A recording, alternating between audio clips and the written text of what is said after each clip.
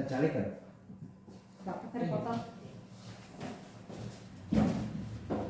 Assalamualaikum warahmatullahi wabarakatuh. Waalaikumsalam warahmatullahi wabarakatuh. Salam sehat dan bahagia. Alhamdulillah, terima kasih Bapak dan Ibu guru dan terutama Ibu Kepala Sekolah mendampingi saya ada di sini dalam rangka diseminasi modul 1.4 Pendidikan Guru Penggerak Angkatan 10. Perkenalkan, saya Iqbal Hadiansyah dengan fasilitator dan pengajar praktik yang ada di sini, yaitu Bapak Eman dan Bapak Ujang Giri.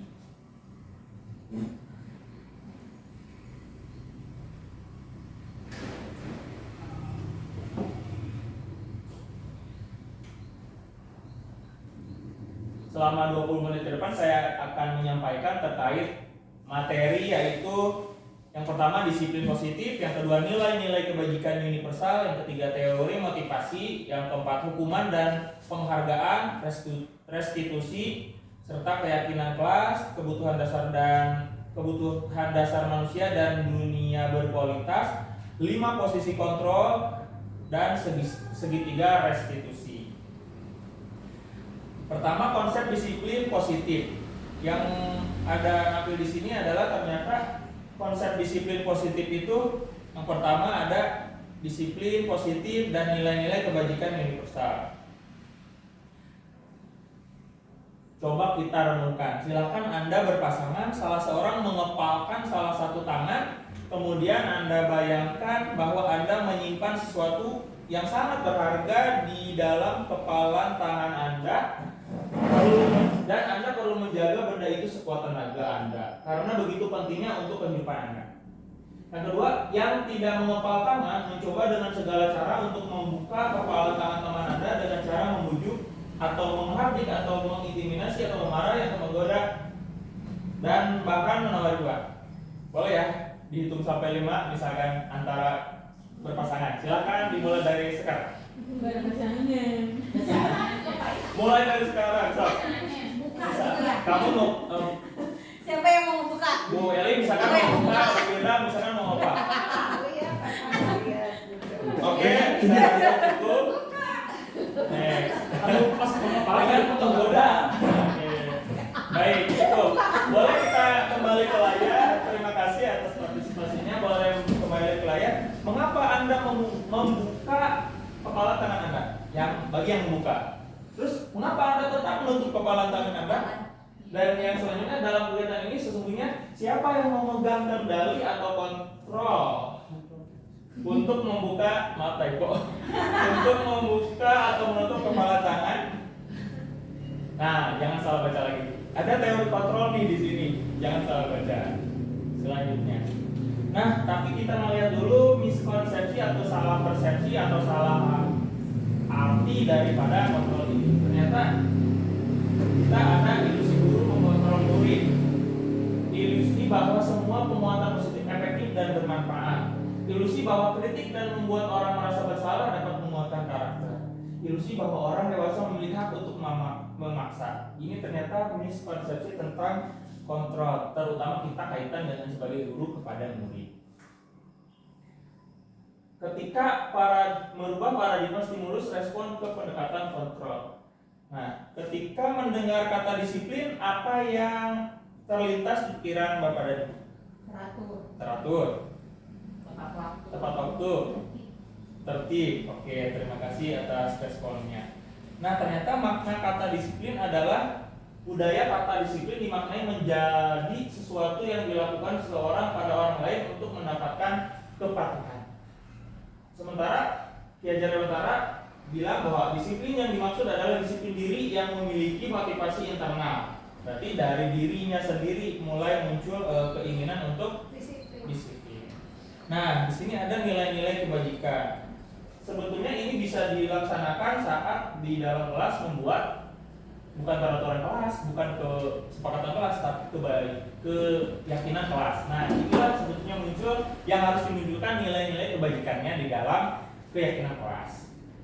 Ini yang mungkin sering ada dan bahkan sering kita lakukan ya, yaitu keterampilan hidup dan keterampilan hidup selanjutnya. Inilah nilai-nilai kebajikan yang kita akan tanamkan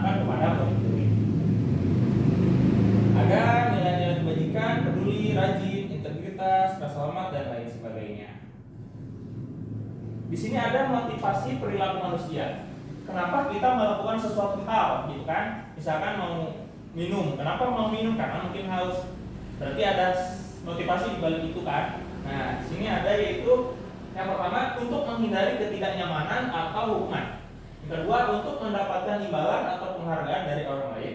Yang ketiga untuk menjadi orang yang mereka inginkan dan menghargai diri sendiri dengan nilai-nilai yang mereka percaya. Maksudnya kalau kita kaitkan dengan di sekolah, bagaimana nih murid-murid melakukan belajar atau melakukan mengerjakan PR? Apa motivasi yang dia punya atau sebelumnya dia mau mengerjakan itu tuh karena apa? Nah, kita harus mengetahui hal itu. Di antara ketiga itu mana yang menjadi motivasi murid untuk melakukannya tentang pelajaran gitu. Nah, balik lagi ke yang tadi, Hajar Dewantara bilang ternyata harus dari individunya sendiri motivasi itu gitu. Bagaimana kita nih tugas guru menimbulkan motivasi yang baik yang muncul dari murid gitu. Selanjutnya, menurut Anda dari ketiga jenis motivasi tadi, motivasi manakah yang saat ini paling banyak mendasari perilaku murid-murid Anda di sekolah? Paling mendasari mana ya? Kira-kira nomor pertama, apa kedua, apa ketiga? Kesatu. Kayaknya ke satu menurut kita untuk menghindari ketidaknyamanan atau hukuman. Ada lagi pendapat lain? Yang paling sering terjadi di anak-anak murid-murid kita? Mungkin imbalan atau penghargaan. Mungkin banyak karena pengen imbalan seperti ranking begitu ya, dan penghargaan dari orang lain, dari guru atau temannya. Mungkin seperti itu ya, baik. Tidak ada yang salah itu pendapat kita semua ya, nggak apa-apa. Nah ternyata dalam hal ini ada 3 kategori, ada hukuman, ada konsekuensi, ada restitusi. Saya bacakan ya. Hukuman itu ternyata bersifat tidak terencana atau tiba-tiba. Anak atau murid tidak tahu apa yang akan terjadi dan tidak dilibatkan. Hukuman bersifat satu arah dari pihak guru yang memberikan dan murid yang hanya menerima suatu hukuman tanpa melalui suatu kesepakatan atau pengarahan dari pihak guru.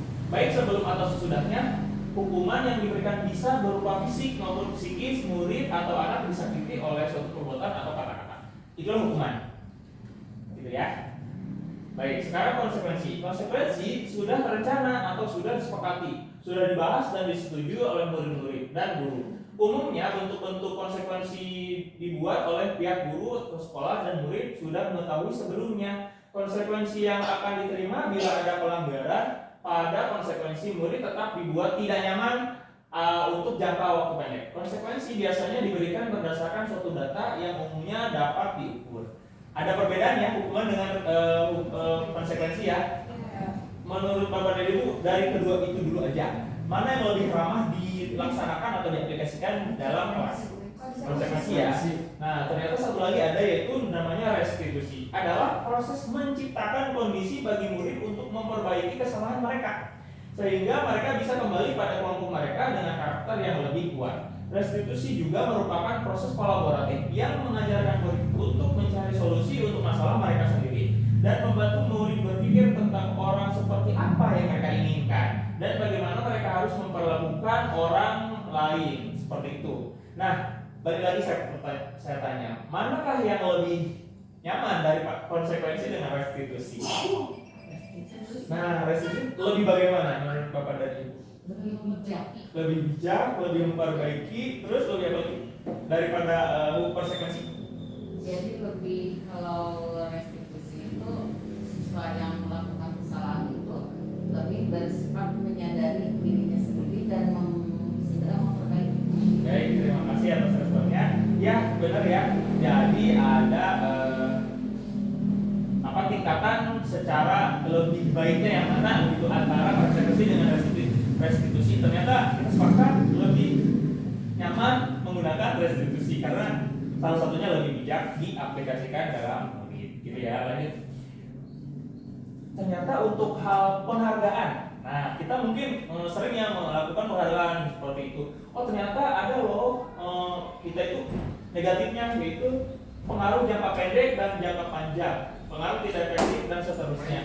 Misalnya, oke, lanjut ya. Ternyata restitusi itu membantu murid menjadi lebih memiliki disiplin positif, dan memulihkan dirinya setelah berbuat salah. Penekanannya bukanlah pada bagaimana berperilaku untuk menyenangkan orang lain atau menghindari ketidaknyamanan, namun tujuannya adalah menjadi orang yang menghargai nilai-nilai kebajikan yang mereka percayai. Contoh, kita sudah melaksanakan kesepakatan kelas, keyakinan kelas bahwa tidak boleh terlambat ke kelas misalkan atau ke sekolah.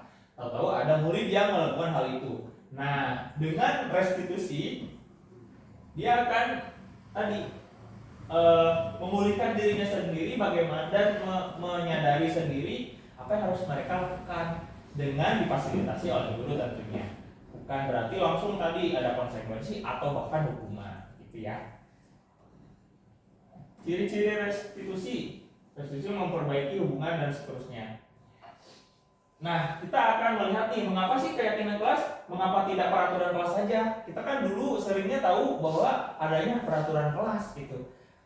Ternyata sekarang itu paradigma berbeda, yaitu ternyata kita bahas keyakinan kelas.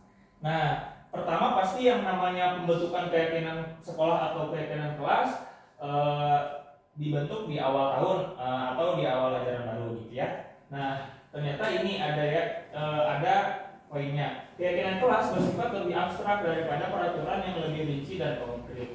Misalkan kalau peraturan mungkin kita buat juga ya, tapi ternyata keyakinan kelas lebih kepada murid meyakini nilai-nilai itu baik buat dia, sehingga tanpa paksaan, tanpa perintah pun dia akan melakukan itu.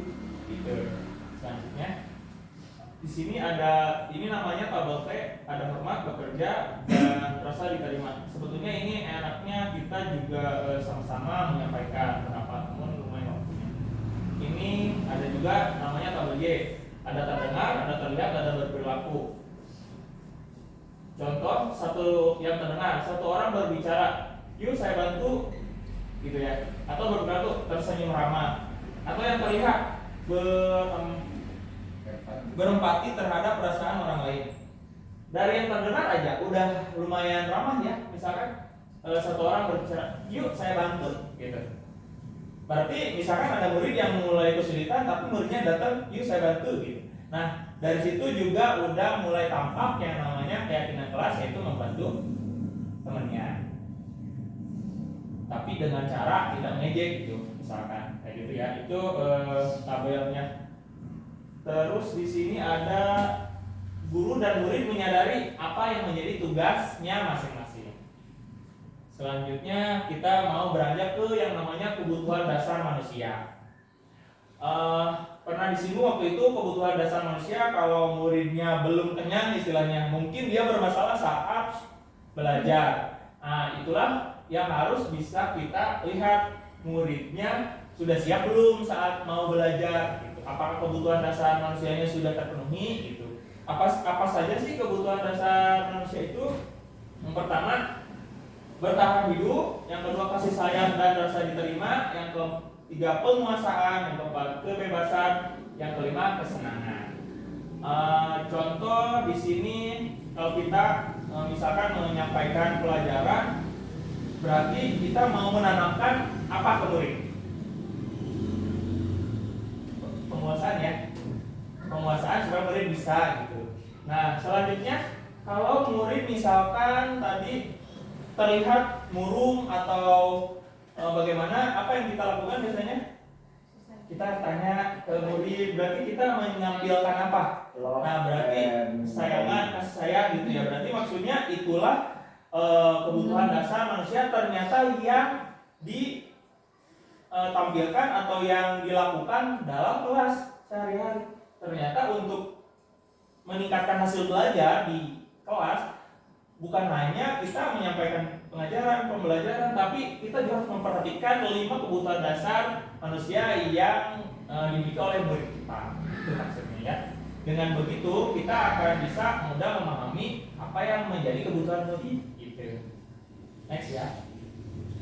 Selanjutnya kita mau menuju ke dunia berkualitas. Anda adalah tempat khusus dalam pikiran Anda. Tempat Anda menyimpan gambaran representasi dari semua yang Anda inginkan. Bisa berisi orang-orang, hal-hal, dan apa saja yang terbaik dalam hidup Anda. dan membuat Anda merasa bahagia dan terpenuhi kebutuhan dasar Anda. Maksudnya apa? Maksudnya ini justru dari 5 kebutuhan dasar tadi kita menuju ke dunia yang berkualitas bagi murid itu seperti apa itu. Next ya. Nah, kita akan berlanjut ke 5 posisi kontrol guru kepada murid. Ada yang pertama adalah penghukum, boleh dibaca ya? Pembuat merasa bersalah, teman, pemantau, dan manajer. Ini 5 posisi kontrol. Nah, kita akan renungkan posisi mana yang sering kita lakukan atau merasa diri kita paling kemana nih, lebih kemana. Nah, kita ada video sedikit yang akan kita tayangkan. Mudah-mudahan tidak terkendala ya videonya. Ini contoh posisi penghukum. Boleh disimak ya. Mudah-mudahan ada.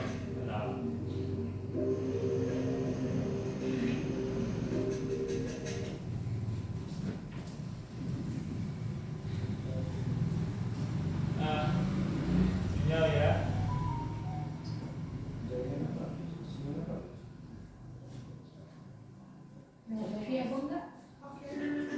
Ini coba dulu saya.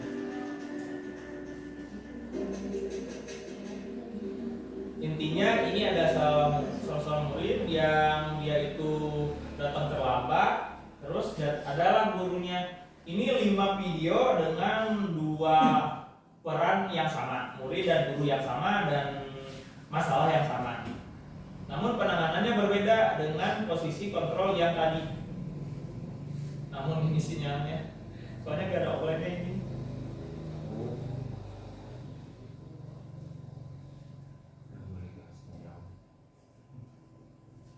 Padahal bagus banget nih kalau di ini, dan suaranya mirip Budi. Tuh, ya Allah. Budi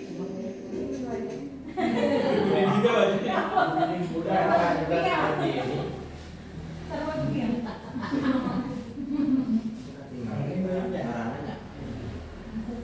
Andini, ambil yang ini, SH nya kan begitu. Hirup. Kayaknya di next aja nih. Soalnya saja. lama ini. Kayaknya lebih ke manajer. Nah, saya sampaikan sedikit, ternyata ada 5 posisi kontrol guru terhadap murid yang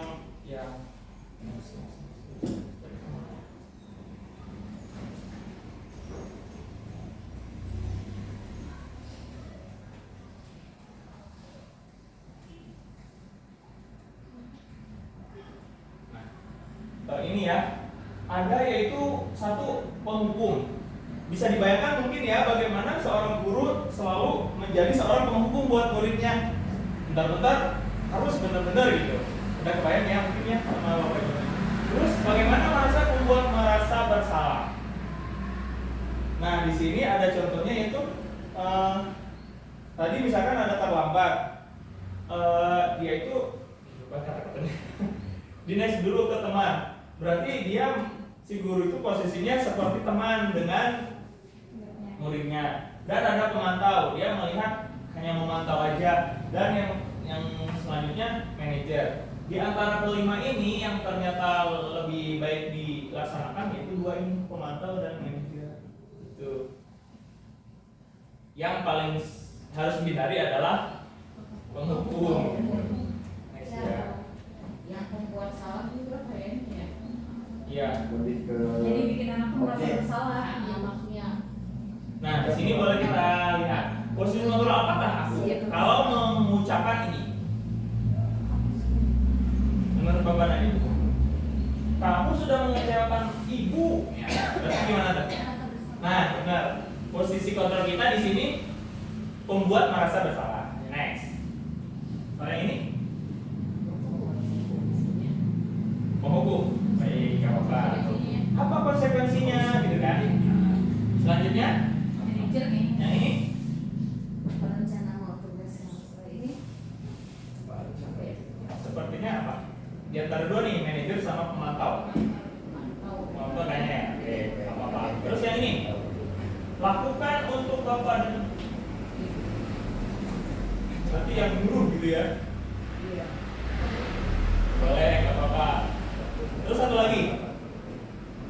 kamu tidak pernah mendapat nilai jika tidak mengerjakan tugas. Konsekuensi. Berarti tadi kaitan dengan konsekuensi berarti seorang ukur, baik nggak apa-apa. Next kita akan lanjut. Sebetulnya itu jadi pandangannya kabur ya dengan kata-kata yang tadi karena belum melihat videonya. Tapi Iya, mudah-mudahan bisa belum paham. Jadi nanti kita next deh dilihatin videonya yang saat koneksi bagus. Oke, ternyata segitiga restitusi ini ada 3 tahapan yang harus ditempuh. Yang pertama menstabilkan identitas, yang kedua validasi tindakan yang salah, yang ketiga menanyakan keyakinan. Saya pernah lakukan ini kepada si Julfikar di ajaran sekolah. Saya pertama nanya menstabilkan identitas dulu. Pertama nanya kabar, terus sudah lama ya kita tidak ketemu, kan? Seharusnya kan selalu ketemu karena sekolah, gitu kan? Jadi nanya kabar, gitu. Terus validasi tindakan yang salah. Kita tanya, saya tanya nih, menurut Tika kalau udah beberapa hari tidak sekolah bagus enggak? Jadi ada pertanyaan seperti itu. Jadi memvalidasi tindakan yang salah. Terus menanyakan keyakinan. Nah, menurut Tika murid seperti apa yang paling bagus di kelas gitu. Jadi disitulah tahapannya segitiga restitusi tadi. Bukan berarti langsung Tika kenapa kamu tidak sekolah terus dan sebagainya.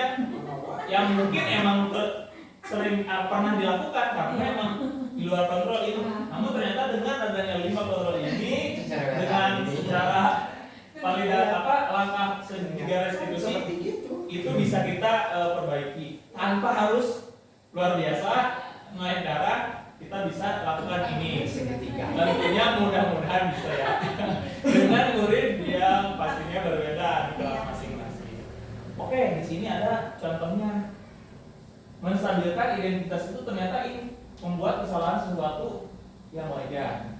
Berarti contoh ngomongnya nih, pasti pikir setiap manusia pastilah pernah melakukan kesalahan ya. Dari situlah ada kata-kata di sini menstabilkan identitas. Next, validasi tindakan yang salah. Contoh pertanyaannya, kamu bisa saja bertindak lebih gegabah lagi daripada ini, atau kamu bukan melakukannya tanpa suatu alasan tertentu. Bukan, pasti ada alasannya gitu kan.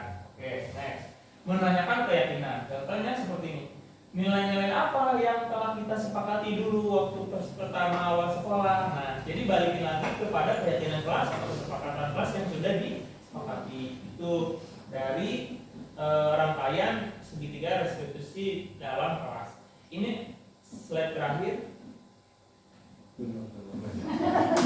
Signifikan aja jadinya. Dan segitiga ada di sini. Imam Julfikar. Wah, ternyata susah juga koneksinya. Di YouTube ada, tinggal like, komen, dan subscribe. Dan itu saja Bapak dan Ibu yang bisa saya sampaikan. Mudah-mudahan bermanfaat. Setidaknya sedikitlah mungkin ya menyangkut materi saya sampaikan. Yang terutama yang paling Bapak Ibu punya pengetahuan dari sini apa? Boleh dong berkomentar beberapa yang nyampe atau yang Ibu dapatkan di diseminasi ini. Siapa yang mau berkomentar boleh? Hal-hal restoratif itu tidak hanya dilakukan dari guru ke anak, melainkan juga bisa diimplementasikan, diaplikasikan kepada stakeholder atau dewan guru semuanya. Ya, gitu. betul. Jadi supaya supaya mengena gitu. Jadi nggak terlalu nggak terlalu kaku, nggak terlalu apa-apa gitu. Jadi seperti itu mungkin bisa. Ya, baik, benar responnya, terima kasih. Jadi benar seperti yang kita sudah lakukan yaitu observasi belajar. Sebetulnya kan rangkaiannya di PMN itu sebelum dan sesudah juga kepala sekolah mengobservasi kita ya. Kita ditanya tentang apa kendala yang sudah dilakukan dan apa rencana yang akan dilakukan, terus bagaimana hasil belajarnya kan gitu. Nah, itu juga ternyata bagian dari segitiga restitusi loh teman-teman. Jadi dengan kita itu nggak menyadari karena belum paham. ya gitu aja. Dan kita juga berkomentar kan, saya kemarin saya sendiri ya, saya lupa menyampaikan kesepakatan kelas di awal. Terus satu lagi materinya terlalu bagaimana dan seterusnya gitu. Nah itu juga menjadi penyadaran diri kita bahwa ini loh ternyata kekurangan kita yang akan kita perbaiki tanpa harus diminta atau diperintahkan oleh kepala sekolah. Nah itu termasuk segitiga restitusi gitu ya teman-teman. Baik, selain Mbak Iki ada komentar lagi atau mungkin pertanyaan? Silakan. Kalau melihat pemaparan tadi berarti kita akan lebih bijak lagi ya terhadap siswa. Jadi tidak harus apa sih secara menghukum atau sebagainya. Jadi kita lebih bijaksana lagi dengan pertanyaan dan pendekatan yang apa sih secara tidak langsung dan secara lebih bagus untuk mendisiplinkan.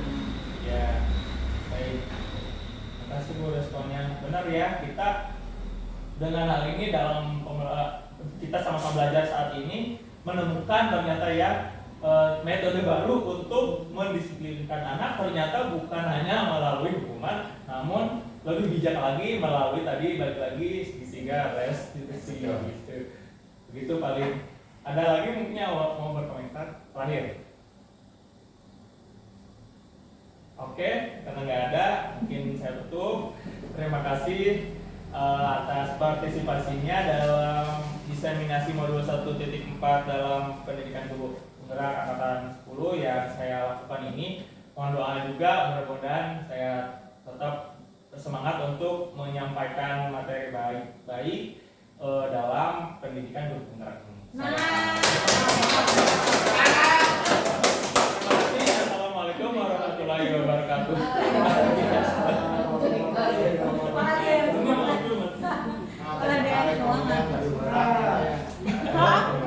Alasan. Iya itu alasan ketiga tadi itu.